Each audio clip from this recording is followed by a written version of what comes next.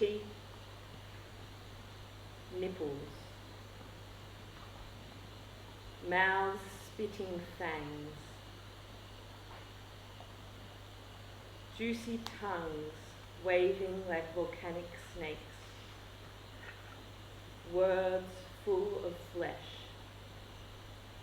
with speeches and invisible ideas.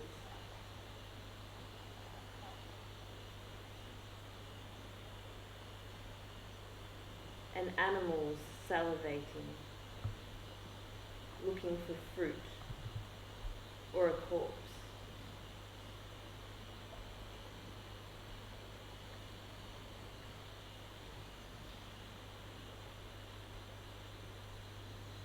Mammals wearing pants and bras and brushing their teeth and washing their bodies with soap and questions, licking their hair with combs and razors, shooting and absorbing fluids and songs through organic pipes and metallic guts, searching for answers and food in the screens with GPS and the digital clocks, in the shelves of the stores and the trash bins and the phones.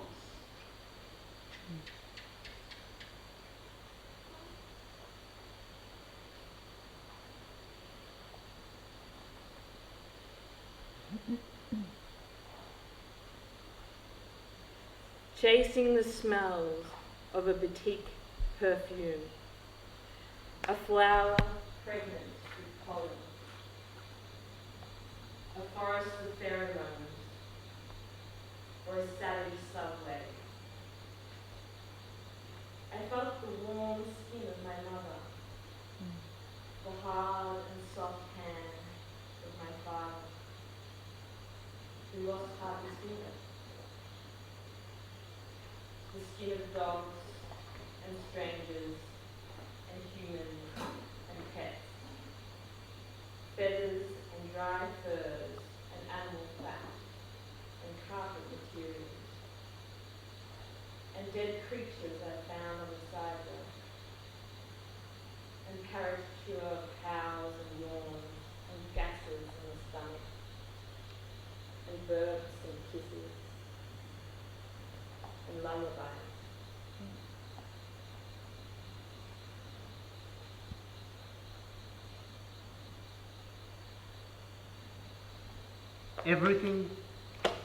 Everything looked like a footnote from a biology text, a news headline, an exotic ghost in some museum, a mummy that was a king and now is just dust, a lot of books and paintings and movies, but everything at the end made of wood and paper and metal, consumed by the fire, regurgitated from the center of the earth, like from the belly of a dragon that doesn't exist, except the Komodo dragon that licks and poisons its victims.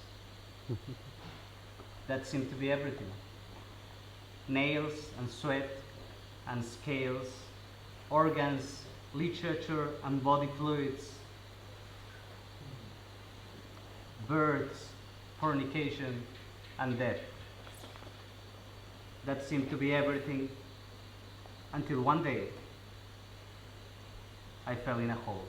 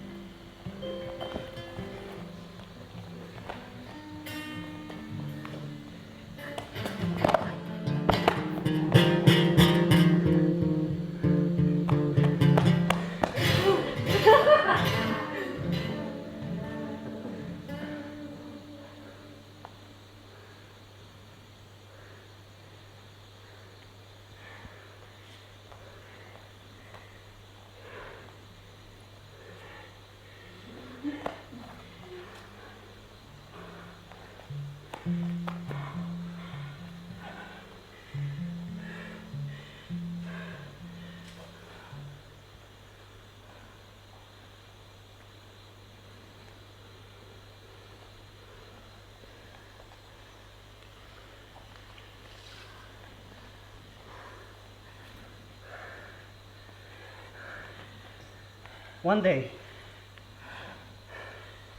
I fell in a hole, almost without noticing, and I landed here, in this empty room, with no furniture or wastes of time. And for the last 10 years, I've been dancing, and laughing, and crying, spinning in spirals, without trying to express anything really, but just melting on pure ecstasy of moving like a wild animal. And my body vibrates so much that I feel my skin on the air particles, and I meet invisible threads in between our phalanxes bones, and the empty space suddenly seems to be full of solid and unnameable possibilities.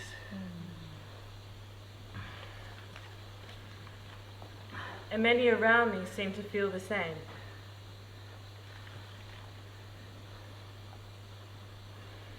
And we start to sense the possibility of creating together something good, sane, and new. Things that, if written in a poem, would seem naive.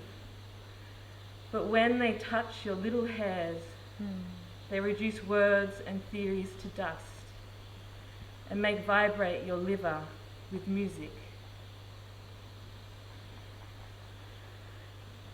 My muscles have hurt. I've teared teared my thoughts and the soles of my feet from jumping too much. But skin and ideas scar and regenerate, and I keep finding ways to dance this dance of silence and vacuum, barefoot and with my clothes full of sweat, and my heart on a bath of honey, and my eyes out of orbit, like planets coming from another dimension where gravity doesn't exist.